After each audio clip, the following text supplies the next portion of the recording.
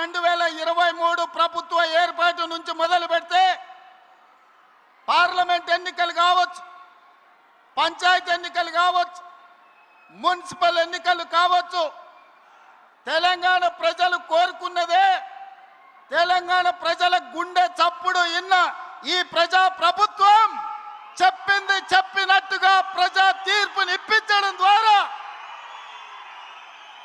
పాపాల బైరోడుని ఫామ్ హౌస్లో బంధించినాం. ఇక ఈ పశుపతికి విముక్తి లేదు. పాపాల బైరోడు ఫామ్ హౌస్లోనే బందీ అవుతాడని చెప్పిన మా నాడు. ఇవాళ మీడియా మిత్రులారా రాసుకోండి. ఖమ్మం జిల్లా చింతకాని మండలం వేదికగా లక్షలాది మంది ఖమ్మం బిడ్డల సాక్షిగా భవిష్యత్తు చరిత్రను, జరగబోయే కురుక్షేత్రాన్ని ఈ వేదిక నుంచే నేను చెప్పదలుచుకున్నా. కౌరవ వంశాన్ని సర్వం తెలంగాణ గడ్డ మీద నుంచి తొలగించే వరకు, కౌరవ వంశం అంటే కల్వకుంట్ల కుటుంబం. ఈ కల్వకుంట్ల కుటుంబాన్ని తెలంగాణ గడ్డ మీద రాజకీయ ముఖ చిత్రం నుంచి పాతాళానికి తొక్కే వరకు కాంగ్రెస్ పార్టీ కార్యకర్తలు విశ్రమించరు, ఒక్క క్షణము రెస్ట్ తీసుకోరు అని నేను మాట ఇస్తున్నా. మీడియా మిత్రులారా, ఈనాడు కేంద్రంలో జరుగుతున్న రాజకీయ పరిణామాలు మనం చూస్తున్నాం.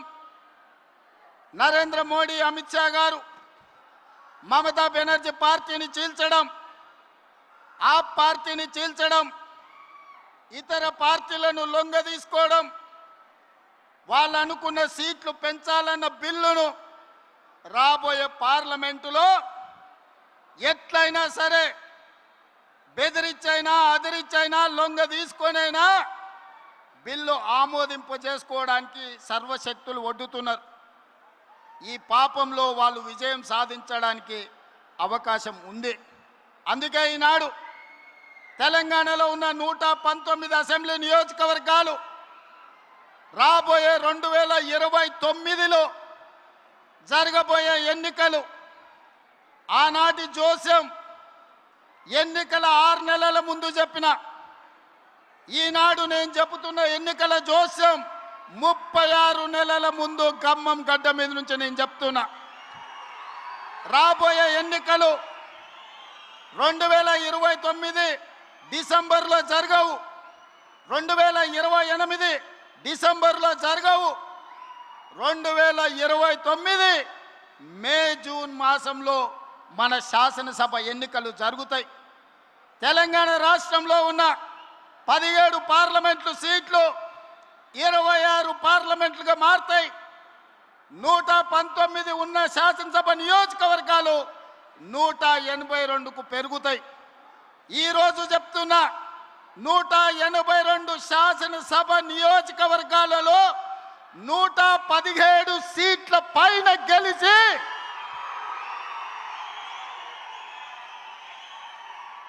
117 మీడియా మిత్రులారా రాసుకోండి.